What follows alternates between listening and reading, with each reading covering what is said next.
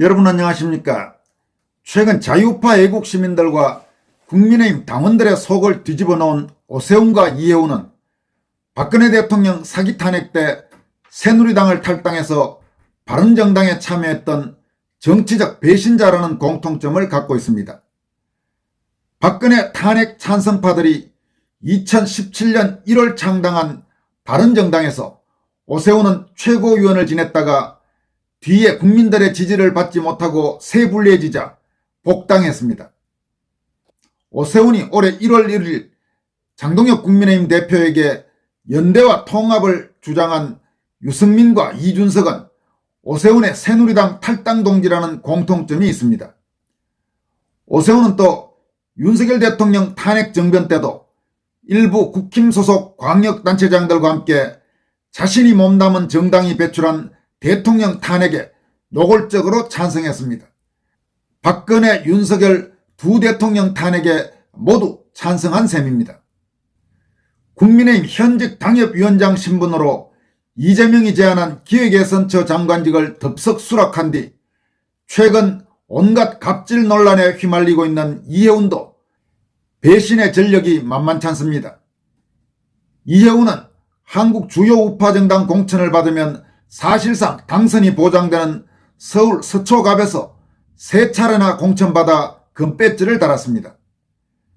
우파정당에서 누릴 것 다 누린 이해훈이지만 한때 자신의 정치적 주군이었던 박근혜를 배신하고 탄핵정변 때 역시 고무신을 거꾸로 신었습니다. 이해훈은 김무성, 유승민, 이준석, 오세훈, 권성동, 하태경, 정병국, 김성태, 오신환, 원희룡, 남경필 등과 함께 탈당해 바른정당으로 가서 바른정당 2대 당대표를 지낸 뒤 역시 나중에 복당했습니다. 또 얼마 전 당원들을 폄훼한 발언으로 혹독한 비판을 받은 뒤 최근에는 공개적 언동을 자제하고 있는 주호영 역시 오세훈, 이해훈과 비슷한 탈당과 배신의 전력을 갖고 있습니다. 주호영은 바른정당 초대 원내대표를 지냈다가 2017년 5월 조기 대선에서 바른정당 대선 후보로 출마했던 유승민이 불과 6.76%의 낮은 득표율로 문재인, 홍준표, 안철수에 이어 4위에 그치자 그해 11월 김무성, 강길부, 김영우 등과 함께 바른정당을 다시 탈당해 자유한국당에 복당했습니다. 이처럼 현재 국민의힘이란 당명을 갖고 있는 한국의 주요 우파정당 또는 보수정당에는 특히 최근 10년간 배신의 DNA가 유난히 두드러집니다. 이 과정에서 배신, 탈당, 복당, 봉합, 또 다른 배신이 판을 쳤습니다. 박근혜 탄핵 정변 때 탄핵 찬성 탈당파들이 급조한 바른정당은 바른미래당, 새로운 보수당을 거쳐 2020년 4.15 총선을 앞두고 그해 2월 범보수 통합이라는 명분 아래 자유한국당과 합당해 미래통합당이 됐습니다.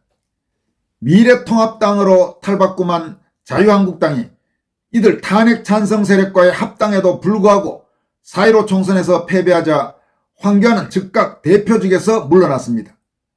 반면 총괄선거대책위원장으로 선거 패배의 책임을 함께 져야 할 김종인은 오히려 비상대책위원장이 돼 당권을 장악했고 그해 9월 현재 국민의힘으로 당명을 바꾸었습니다.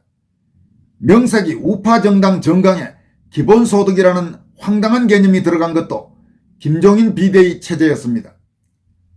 이런 이합집산 과정에서 바른정당 합류파였던 정치적 배신자들은 대부분 어떤 정치적 불이익도 받지 않고 홍준표, 황교안 대표 체제에서 속속 복당했습니다. 불이익은커녕 탈당파인 김성태는 홍준표가 자유한국당 대표를 맡고 있던 시절 원내 대표를 지냈습니다. 또 박근혜 키제 중 대표적 배신자로 김종인, 유승민과 가까웠던 이준석은 국민의힘 출범 후 당대표를 지냈고 주호영, 권성동은 국힘 원내대표를 지냈습니다. 홍준표는 당대표 시절 탈당파들이 복당을 앞두고 요구한 박근혜 출당도 받아들였습니다. 우파정당 배신의 역사는 여기에서 그치지 않았습니다. 지난 2024년 4.10 총선에서 비대위원장으로 공천과 선거 지휘의 전권을 장악했던 한동훈은 총선 패배의 책임을 지고 잠시 물러났다가 불과 3개월 만인 그해 7월 당대표에 복귀했습니다. 한동훈은 당권을 다시 잡은 뒤 집권 여당 대표의 본분을 망각하고 같은 정당이 배출한 윤석열 대통령과 윤석열 정권을 끊임없이 흔들어댔습니다.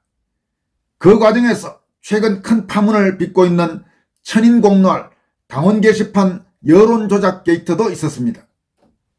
집권 여당 대표부터 저런 식으로 행동했으니 박근혜 탄핵 때와 마찬가지로 윤석열 탄핵 때도 집권당 안에서 친한계를 중심으로 탄핵에 찬성하는 배신자들이 속출했습니다. 우파 정당이 배출한 대통령 2명의 이딴 중도 하차에 따른 국가적 국민적 고통과 비극을 우리는 지금 뼈아프게 경험하고 있습니다. 올해 6월 지방선거를 앞두고 또다시 범보수 통합이니 뭐니 하면서 장동혁 지도부에게 한동훈, 이준석, 유승민 같은 정치적 배신자들과 손을 잡으라는 압박이 커지고 있습니다. 특히 2020년 4.15 총선 직전과 마찬가지로 당 안팎의 탄핵 부역 세력을 중심으로 이런 주장이 부쩍 자주 들리고 있습니다. 이에 대해 장동혁 대표는 1월 2일 신년 기자간담회에서 오세훈이 전날 언급한 소위 보수 대통합과 관련해 당내 통합을 하는 데 있어서 어떤 걸림돌이 있다면 그 걸림돌이 먼저 제거되어야 한다라고 밝혔습니다. 그는 특히 그런 걸림돌이 해결되지 않는데도 당원들의 의사와 상관없이 당대표가 개인적인 판단에 의해서 연대나 통합을 함부로 이야기할 수는 없는 것이라면서 당원들의 의사를 강조했습니다. 현 시점에서는 연대를 말하기보다는 당의 자강과 확장이 더 중요한 시점이라는 인식도 분명히 표명했습니다. 장동혁 대표의 이 같은 발언은 탄핵 부역 세력들이 압박하고 있는 한동훈, 이준석, 유승민 등과의 묻지마 연대나 통합에 일단 선을 그은 것으로 분석됩니다. 이 문제와 관련해서는 2020년 4.15 총선을 앞두고 그해 2월 자유한국당을 미래통합당으로 개편했던 국무총리 출신의 황교안 당시 당대표, 현 자유화혁신 당대표가 밝힌 천추의 한이라든지 당을 망가뜨리는 암덩어리라는 표현이 시사하는 바가 많습니다.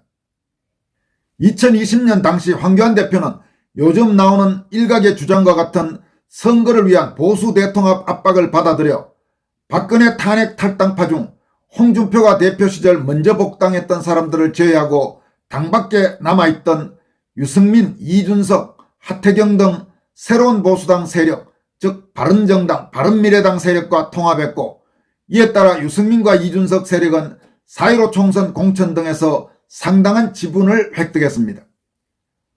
황교안은 김기현이 국힘 당대표로 당선된 2023년 3월 전당대회를 약 5개월 앞둔 2022년 10월 17일 당대표 선거 출마 선언과 그해 12월 25일 특별기자회견을 통해 지난달 당대표로서 제가 잘못했던 부분을 사과드린다라면서 다음과 같이 밝혔습니다. 황 대표는 과거 자유한국당 대표 시절 4.15 총선을 앞두고 종북 좌파와 싸워 이기기 위해서는 자유우파의 대통합이 반드시 필요하다고 믿고 유승민, 이준석 등 바른미래당 세력과 통합을 무리하게 추진했지만 그 통합이 천추의 한이 됐다. 반미당 출신 후보들에게 총선 출마 자리를 마련해 주느라 끝까지 자유한국당에 남아서 당을 위해 헌신했던 진정한 동지들을 챙기지 못했다. 정말 사과드린다. 그 결과 당이 지금 이러한 지경에까지 이르게 됐다. 정말 뼈저리게 반성했다. 가슴이 찢어진다. 그런 실수는 절대로 다시 하지 않겠다라고 밝혔습니다. 또 4.15 총선과 관련해서는 공관위원장에 앉혔던 김영호라든지 공관위 부위원장이었던 이석연 이런 자들이 사실상 공천 과정에서 거의 말아먹었다고 해도 지나친 말이 아니죠. 그런 의미에서 장동혁 대표는 앞으로 선거가 있고 이럴 때에는 공관위원장 인선을 참으로 잘해야 될 겁니다. 절대로 2020년 4.15 총선 때 김영호 같은 그런 자를 공관위원장에 앉혀서는 안 될 것입니다. 또 문재인 정권 시절 제1야당인 자유한국당 대표로 목숨을 건 진짜 단식 투쟁을 벌이는 등 치열하게 저항했던 황교안은 이어서 유승민, 이준석 등 탈당파 세력의 복당 후 행태를 직접 거론하면서 직격탄을 날렸습니다. 황교안은 이렇게 말했습니다. 바른미래당 세력들은 통합 후 더불어민주당과 문재인의 잘못을 거의 공격하지 않았다. 단 한 번도 하지 않은 자도 있다. 종북좌파와의 힘겨운 싸움에서 아무것도 한 일이 없고 오히려 내부 총질을 하면서 분열의 정치로 민주당을 거들어주기까지 했다. 바른미래당 세력은 박근혜 대통령 탄핵에 앞장섰고 가장 어려울 때 당을 버리고 떠났던 사람들, 배신으로 당을 망가뜨리고 우파를 분열시킨 사람들이다. 이런 그들이 박근혜 대통령 탄핵 때 했던 짓거리를 또다시 시작하고 있다. 다시는 종북좌파의 탄핵 시도에 발맞추는 이들의 행동을 용서할 수 없다. 이런 당을 망가뜨리는 암덩어리는 깨끗이 도려내야 한다. 황교안의 이 같은 반성과 사과는 4.15 총선을 앞두고 당 안팎에서 압박을 가해온 소위 선거 승리를 위한 범보수 통합이란 주장에 밀려서 박근혜 대통령 탄핵 정변에 가담한 뒤 탈당했던 유승민, 이준석 같은 자들을 복당시킨 뒤 발생한 수많은 폐해와 해악에 대한 솔직하고 뼈아픈 심경의 반영이었을 것입니다. 여러분, 최근 국민의힘 안팎에서는 천인공노할 당원 게시판 여론 조작 게이트와 관련해 한동훈에 대한 당무감사 및 징계의 발목을 잡으면서 한동훈의 잘못을 불문에 붙이라고 주장하거나 극히 부적절한 개인적 처신으로 당을 떠난 썩어도 단단히 썩은 사과 이준석과의 연대를 주장하는 중도파리들의 목소리가 심심찮게 나오고 있습니다. 그런데 이런 주장들은 과연 얼마나 설득력이 있을까요? 4.15 총선 전 소위 선거 승리를 위한 보수 대통합 운운하며 유승민, 이준석 등과 합쳐야 한다고 입에 거품을 물던 자들은 총선 패배 후 당대표였던 황교안에게만 선거 패배의 모든 책임을 떠넘기고 자신들은 입을 싹 닫고 모르는 채 했습니다. 앞에서도 소개했듯이 심지어 총괄선대위원장이었던 김종인은 비대위원장으로 당권을 장악해 자신과 가까운 이준석이 다음 당권을 차지하는 데 징검다리 역할을 하기도 했습니다. 정당은 정권 획득을 위해 이념과 가치를 공유하는 사람들의 결사체라고 할 수 있습니다. 그리고 정당에서 가장 중요한 것은 당연히 당원들입니다. 당원들이 없는 정당이란 존재할 수도 없고 당원들의 뜻이 외면받는 정당은 정당도 아니라고 할 수 있습니다.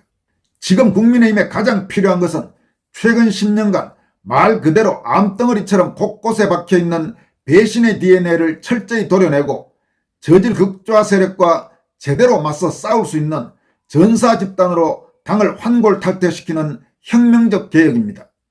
한동훈, 이준석, 유승민으로 상징되는 정치적 배신자들이 과연 국힘의 이 같은 개혁에 도움이 될 수 있을까요? 저들이 지금까지 보였던 모습을 감안한다면 대단히 회의적입니다. 국민의힘 당대표인 장동혁은 이 정당의 전신이었던 자유한국당 및 미래통합당 대표를 지냈던 황교안이 피를 토하는 심정으로 털어놓은 천추의 한을 가슴 깊이 명심하길 바랍니다. 나중에 자신들은 어떤 책임을 지지도 않을 것이면서도 어줍지 않고 어설픈 훈수만 늘어놓으려는 당 안팎의 탄핵 부역 세력, 기회주의 세력, 여기에는 언론 세력도 포함이 됩니다마는 이런 세력들의 압박에 만약 장동혁이 휘둘리고 굴복한다면 과연 어떤 결과가 초래될까요? 최근 책임당원 100만 돌파에 이은 110만 돌파가 상징하는 신규 입당 및 복당 당원 급증으로 오랜만에 활기를 찾고 있는 국힘이라는 정당은 다시 배신의 DNA가 몸 깊숙이 박혀있는 상습 분탕자들의 책동에 따른 내분에 휘말려 크게 흔들릴 가능성이 농후합니다. 그렇게 되면 당대표인 장동혁도 함께 무너지는 것도 시간 문제입니다. 다시 강조하지만 지금은 자유우파 전사 집단으로의 당 체질 개혁이 최우선 과제입니다. 지금까지 권순할TV였습니다. 여러분 고맙습니다.